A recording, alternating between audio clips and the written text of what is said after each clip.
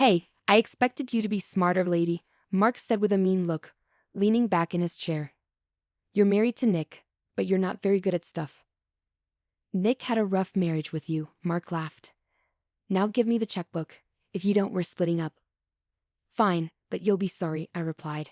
Mark didn't seem to get what I meant. He just grinned and said, No, I won't. Mark seems to have gotten it all wrong.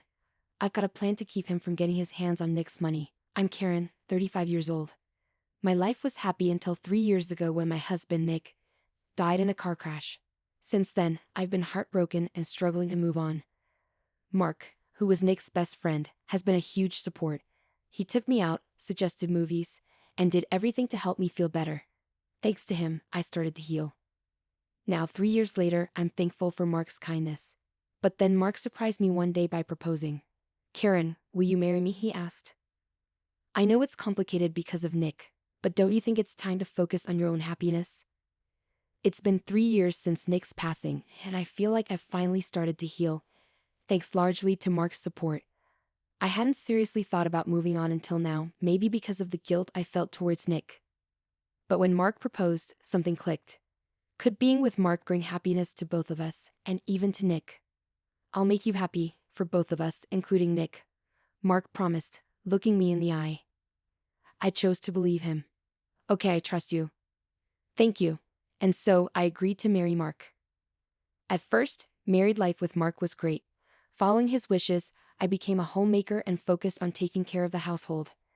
Mark would always message me after work, eager to know what's for dinner and rush home. Even though it was my second marriage, our early days together were filled with happiness. Mark often pitched in with chores on his days off, and there were no complaints. I hoped this blissful life would continue. Things took a turn for the worse after about 6 months. It was around 11 p.m. when Mark finally got home. You're late again. I've asked you to let me know when you'll be late, I reminded him. Got invited out suddenly, he brushed it off. What could I do? You could have just gone to bed, and texting would have been enough. I need to get dinner ready, it's not that big of a deal. Stop nagging as soon as I walk in, he snapped, heading straight to the bathroom. He's been coming home late a lot lately, not just today. And there's no communication from him, not even a call or text. He says he's at a work event, but I wonder if he really needs to go, especially on his days off. He doesn't help with chores anymore. You should at least pitch in on your days off, I tell him. He doesn't bother to respond, saying, Why should I work on my days off? That's your job. Figure it out yourself. But the biggest worry is our finances. Mark gets me what's left of his salary after his own expenses, but lately, that amount keeps getting smaller. This month, it was significantly less. When I asked about it, Mark casually said, Oh, I gave some to my mom, that's why. How much did you give her? Around $1,000? I questioned, feeling frustrated. $1,000? I already said last month that giving her $800 was too much. We can't afford to be so generous. I insisted, my tone becoming firmer. If you subtract your allowance from that, we won't have enough for our own expenses. If she says she needs it, there's nothing I can do. Use your savings to cover the difference, Mark replied casually. What do you mean by or something? Why don't you find a part-time job or something? You're always just lounging around at home. You should do some work, I fired back. I became a full-time homemaker at Mark's request. His harsh words shocked me. But I realized we needed extra income to make ends meet. Reluctantly, I started looking for a job. Luckily, I found a part-time job with short hours, so it didn't interfere much with my routine. One day, I came home late from work to find the front door unlocked. Peering inside, I saw Mark was already home. Mark, you're back already? I exclaimed, surprised to find him at home. He spun around with a start, hastily concealing something behind his back. Hey, what were you just hiding? I asked, suspicion creeping in. Nothing, just forget about it. Mark quickly dismissed, but I wasn't convinced. You were hiding something. I persisted, snatching something from Mark's hand and realizing it was my bank book. What were you doing with this? I demanded, feeling a surge of anger. Just checking something. Give it back, Mark said, trying to take it from me. You've saved up quite a bit, huh? I had no idea, he remarked, flipping through the pages. You always say we're short on money, I argued, feeling betrayed. What's going on? All this money should go to my mom, Mark stated casually, interrupting me. Huh? That's not. I began, shocked by his bold request. It's only right to give such a large amount to my mom, he insisted, acting like it was the most reasonable thing ever. Why should I give your mom my money? I objected, feeling my anger rise. Since when is the wife's money the mother-in-law's money? Don't you know that? Give me the bank book now, he demanded, his tone getting more aggressive. No way. This money is mine, I declared, holding onto the bank book tightly. I fled from Mark, who was trying to snatch the bank book from me, and locked myself in the bedroom. While Mark banged on the door, demanding the bank book, I couldn't shake off the feeling of betrayal and anger. As I wrestled with what to do next, the only solution that seemed clear was to divorce Mark. I wondered, if Nick were here, what would he advise? The thought of Nick's absence hit me hard, and I couldn't help but cry. That money had to stay away from Mark, no matter what. I swiftly stashed the bank book in a locked suitcase and waited for Mark to come back. But he didn't return that day. Night fell, and I drifted off to sleep. When I woke the next morning, Mark still hadn't returned. With a clearer head than the night before, I knew I couldn't keep living like this. I refused to hand over the bank book to Mark. He had insulted not only me but also Nick. I couldn't forgive him. Gathering only the essentials, I waited for Mark's return. Finally, when he did show up, he seemed surprised to find me awake. Where have you been? I questioned, my voice steady but firm. I went to my parents' place. Just came back from the real estate agent, he answered casually. The real estate agent? With your $300,000? I asked, my suspicion growing. I bought a new house for my mom. It's a brand new single-family home, Mark declared proudly, expecting me to go along with it. Huh? Give me the bank book now. If not, we're getting a divorce, he demanded, his tone becoming stern. I get it.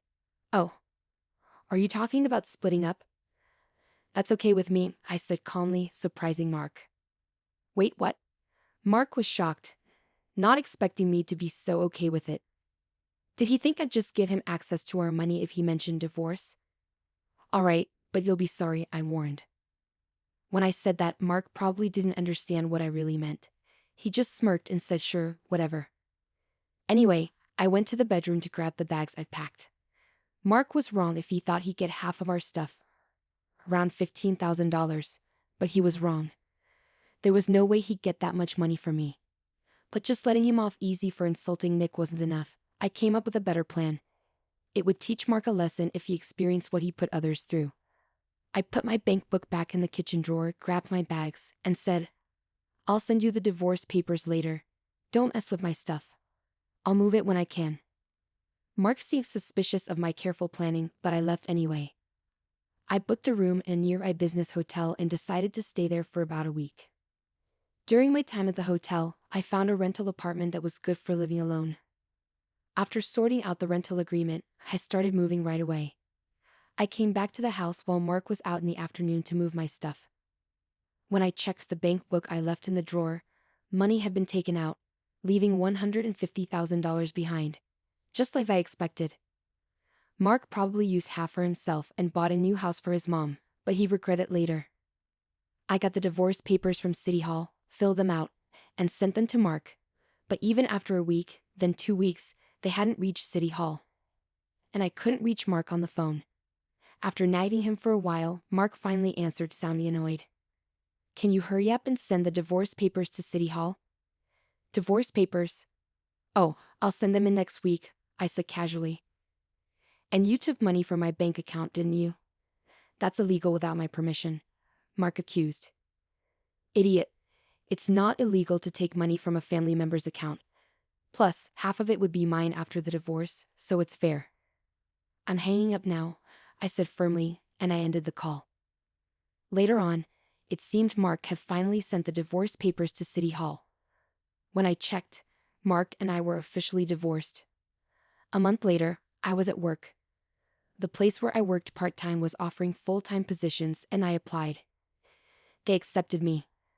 I heard some noise near the entrance, so I went to see what was happening. To my surprise, Mark and his mom were arguing with the receptionist. I rushed over and asked, "What's going on?" When I spoke, they turned to me urgently. Karen, we've been searching for you. Please listen, Mark begged. Please, Karen, forgive us, his mom added, sounding shaky. As they began to argue loudly, I somehow managed to calm them down. I told my boss about the situation, and we decided to talk things out at a nearby cafe. What's going on? I asked, feeling uneasy about the surprise encounter. With worried expressions, they started to explain frantically about the money. I withdrew money from your account. It turns out it doesn't count as marital property. That money is.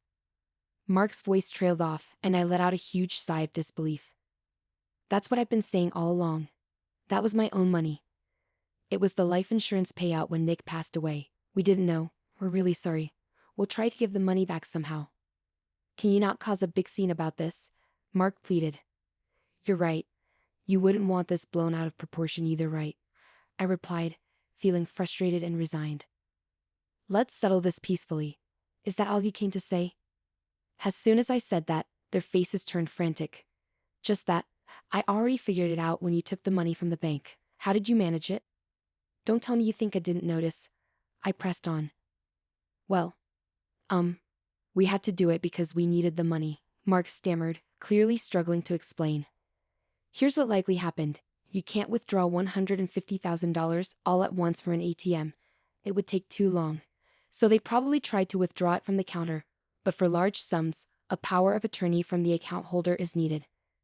I guess my mother-in-law wrote that power of attorney and she probably pretended to be me when the bank called for confirmation. Essentially, my mother-in-law impersonated me. This is clearly illegal, and yet they were still trying to cover it up. There's no way I can forgive this, I said firmly, cutting off Mark's attempts to plead for forgiveness. Lawyers have been coming to the office, employees are staring, and my boss is asking questions. My job is on the line. If things get worse, I might have to quit, and I won't find another job easily. Please let's settle this without going to court, Mark begged, desperation clear in his voice. My husband told me we're getting a divorce. I was just dazzled by the idea of a new house. It was a rash decision. I did find solace in this man after Nick's death. Maybe I could forgive him if he was sincere, but he also insulted Nick. If not for that, things wouldn't have gone this far, I thought to myself, feeling torn. It's out of my hands now. Our next meeting will be in court, I declared, standing up to leave. Wait, Karen, please. Mark and his mother pleaded, kneeling in the cafe. But I ignored them and walked out. In the end, they were in the wrong, and they ended up facing a hefty lawsuit for me, leading to a significant debt for Mark and my former mother-in-law. The $150,000 withdrawn from my account was returned by my former father-in-law out of his own pocket. The new house they bought was sold off, but it only covered some of the cost. Mark, unfortunately, lost his job and struggled to find another one in this tough economy. He ended up working as a live-in security guard, surviving on cheap sandwiches and barely making ends meet while paying off his debt. My former father-in-law separated from my former mother-in-law, who now lives in a modest apartment and works part-time jobs to get by. On the other hand, I've been enjoying my life, working steadily at my job. Although I'm single again after the divorce, I see it as a fresh start. Recently, a kind and caring man has entered my life. I'm taking things slowly to avoid repeating past mistakes, but I can't help but feel hopeful about this new relationship.